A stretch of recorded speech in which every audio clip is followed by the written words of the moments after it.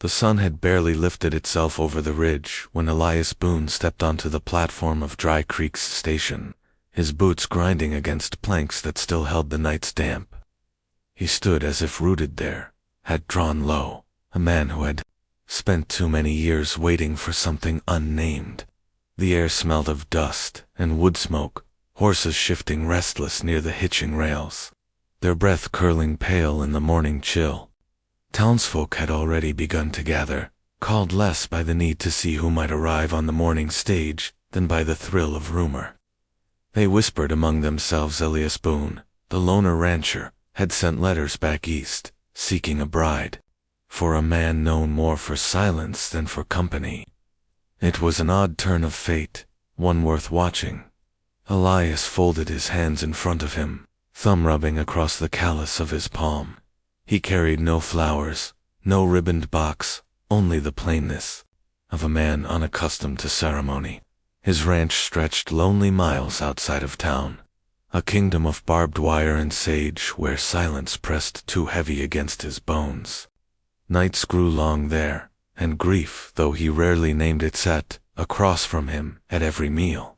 He thought a wife might scatter the silence, fill the rooms, maybe give him children who would not vanish into the earth the way his brothers had.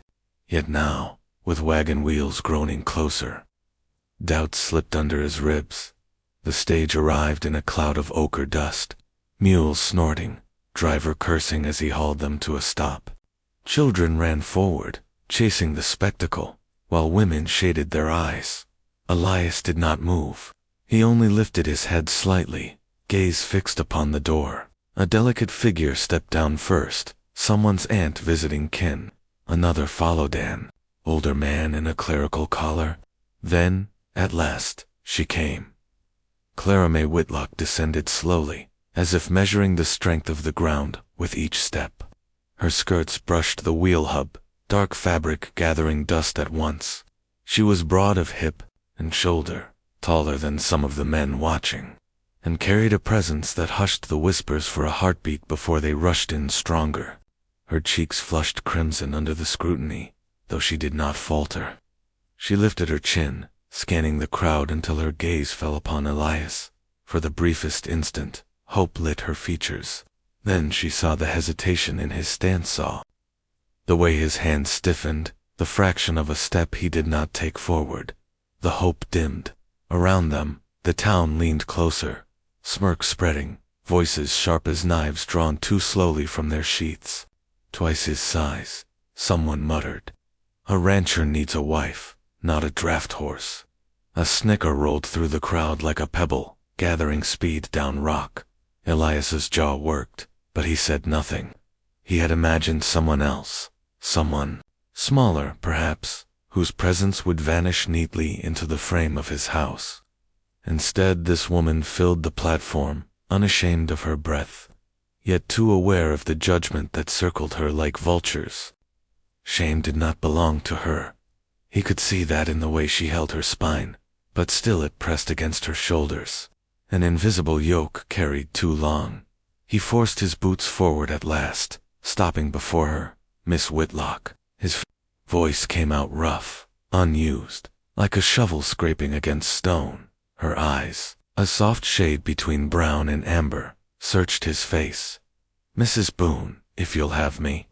The words trembled, not with weakness, but with the courage it cost to speak them before so many watching mouths. Elias tipped his hat but did not offer his hand. That absence sliced more cruelly than any insult shouted from the crowd. Clara felt it, a sting beneath her breastbone, though she steadied herself and moved to lift her small trunk from the stage driver's hand. She carried it as if it weighed nothing, though Elias knew well the heft such boxes usually bore. They walked away together, silence strung taut between them. The town did not bother to lower its voice. Poor man, saddled like that. Reckon she'll eat him out of house and home. Elias felt the words, but he did not answer.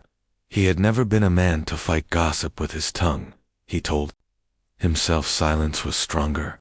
Yet as Clara walked beside him, eyes lowered, he wondered if his silence was not a wound all its own. The road stretched out of town, wagon ruts carved deep, dust rising with each step. Horses whickered in distant. Corrals and cicadas thrummed in the mesquite. Clara kept her gaze on the horizon, though the edges of her mouth quivered faintly. She had traveled weeks, leaving behind the stares of another town, another family that had grown weary of her presence. Letters had been her lifeline, words traded with a man who seemed steady, maybe even kind. But now that man walked stiff at her side, as though the sight of her unsettled him. They reached his wagon, hitched to a pair of dun-colored horses. Elias lifted her trunk into the back without comment, though he could not help but note the ease with which she might have done it herself. She climbed onto the bench, skirts gathered neat, her hands folded tight in her lap. He flicked the reins, and the horses surged forward. The land unfurled wide and raw, a quilt of browns and yellows, stitched by fencing wire. The silence between them deepened, broken only by the groan of wheels and the occasional call of a hawk overhead. Elias struggled for words, each one catching before it could form. He felt her presence beside him, solid, unwavering, he thought, of the whispers back at the station, and hated himself for hearing their echo in his own mind. Long trip, he asked finally, the banality of it sour on his tongue. Long enough. Her reply was measured, polite, but carried no invitation for more. She kept her gaze forward, shoulders squared against some unseen wind. When the ranch came into view, its house weathered gray, outbuildings sagging from years of sun, Clara drew a long breath. She saw not a kingdom but a weary stretch of earth, needing care. Something in her steadied then. Perhaps she would not be welcomed with tenderness, but she could still make herself useful. Elias led the horses to the barn. Clara stepped down without waiting, skirts brushing against the wheel. She crossed to the porch, her boots making no apology for their weight on the planks. Elias followed slower, his eyes upon her as though measuring what he had invited into. His life. Inside, the house smelled of wood smoke and old leather. Sparse furnishings spoke of a man who had never bothered with comfort table, scarred, chairs mismatched, shelves empty.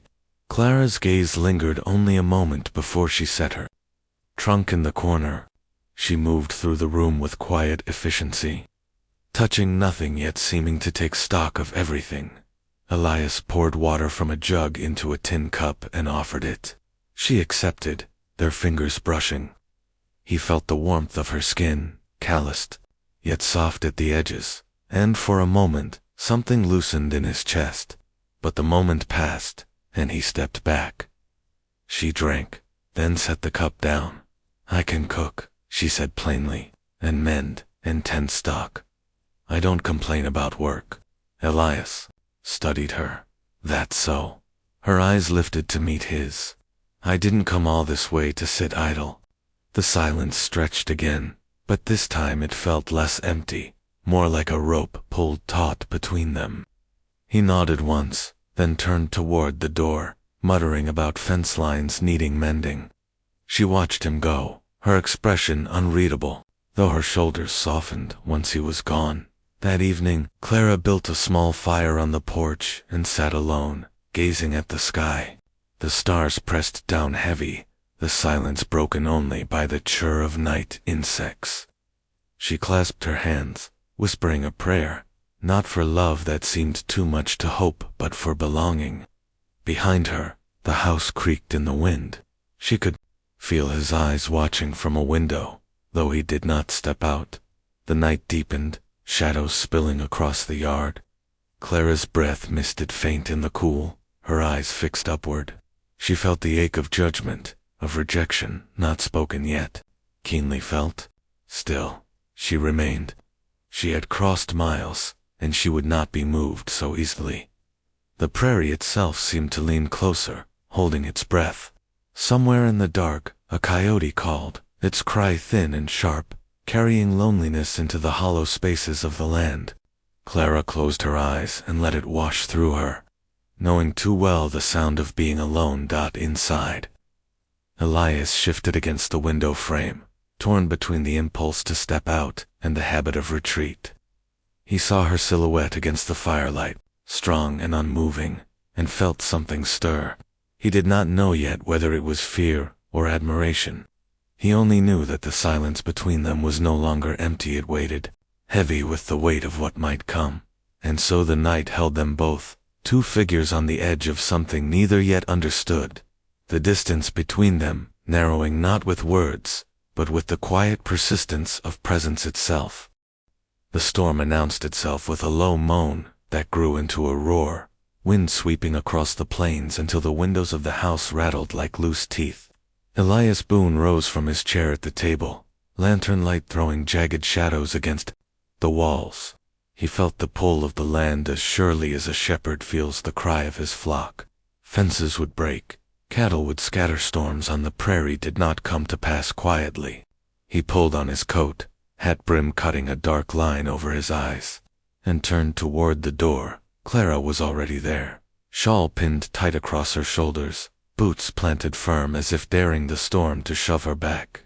Elias stopped short. "Best stay in. This ain't work for you," he said, though the words sounded weak against the rising howl outside. She looked at him, eyes lit by firelight and defiance. "If it's work for you, it's work for me. I didn't come here to be hidden in corners." Before he could answer, she stepped into the night, skirts whipping about her legs, hair loosed from its pins by the first furious gust. Elias cursed softly and followed, the door banging behind him. The yard was chaos, rain slicing sideways, the fence line already sagging where a post had given way. Beyond, the cattle bawled, their shapes restless shadows in the sheets of rain. Clara did not falter. She plunged into the mud, hands wrapping around the splintered post, driving it back upright with a strength that startled him. Lightning cracked the sky, revealing her figure broad and unyielding, her jaw set in determination. Elias grabbed a hammer, driving nails while she braced the wood. Their hands worked in frantic rhythm, each blow against the storm a refusal to be undone. When the section held, she was already striding toward the gate, rope coiled across her shoulder, as if she had been born to it. The cattle broke then, a surge of muscle and terror, the bull at their center, lowering his head as he charged. Elias shouted a warning, but Clara did not flinch. She planted her boots deep in the sodden ground, the rope whistling as she threw. The loop caught true, pulling tight against the beast's chest. Her arms strained, rain slicking her grip, but she held. For a terrible moment Elias thought she would be dragged under, crushed beneath hooves. Instead, she leaned into the pull, body solid as oak, voice ringing steady as she called the animal down. Slowly, impossibly, the bull yielded, tossing its head before staggering back into the herd. Elias ran to her, mud clinging to his boots, rain plastering his shirt against his skin. She was breathing hard, face streaked with water and lightning, but she stood tall, unbroken. For the first time, he saw her not through the lens of his expectation, but through the truth of her being yield, fierce, alive in a way that made the storm itself seem small. When at last the herd settled, and the fences stood firm, they stumbled back to the porch. Elias struck a match, lantern light flaring against their soaked forms. Clara's hair clung to her cheeks, her hands scraped raw, but her eyes glowed with a fire that no rain could drown. Elias set the lantern down and, without thinking, reached for her arm. His touch was tentative, as if afraid she might pull away. But she did not. "You saved half my stock tonight," he said, voice low. "Saved me, too." Clara's lips parted, but no words came. Instead, she moved past him, into the house, where she stripped off her soaked shawl and knelt by the hearth. She coaxed flame from dying embers, warming her hands while water dripped from her skirts onto the boards. Elias watched her, something shifting inside him, something that had been waiting years to stir. Later, they sat across the table, steam rising from mugs of coffee she had brewed as if storms were everyday things. He studied her hands, broad and steady, the same hands that had drawn down a raging bull, now wrapped gently around porcelain. His chest tightened, "I thought I wanted a wife to soften the house," he said at last.